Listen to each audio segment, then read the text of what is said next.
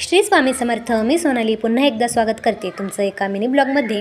तर इथं ही मी तुळस ठेवलेली आहे आणि तिला खूप जास्त पाणी झालं, त्याच्यामुळे ती सुकून गेली. जास्त लक्ष दिलं त्यामुळे माझी बहरलेली तुळस खूप सुकून गेली. त्यामुळे मी तिला रागारागत एका कोपऱ्यात ठेवलं. पण तिथे ना त्याच्यामध्ये इतके छान असे बारीक रोपटे तयार झाले. असंच असतं, माणसांप्रमाणेच झाडांचं झालं आहे बहुतेक. जास्त लक्ष दिलं की तेही खराब होतात आणि थोडंसं दुर्लक्ष केलं की तेही बहरायला लागतात. त्यानंतर इथं छान असा डोसा करून नाश्ता करून घेतला. त्यानंतर रात्रीच्या जेवणामध्ये डाळ भात, वांग्याचं भरीत आणि चपाती करायची होती म्हणून स्वयंपाकाला सुरुवात केली. कारण आता ईश्वरीचे पेपर पण सुरू होत आहेत, पण त्याचासुद्धा अभ्यास घ्यायचा असतो म्हणून पटकन स्वयंपाक करून घेतला.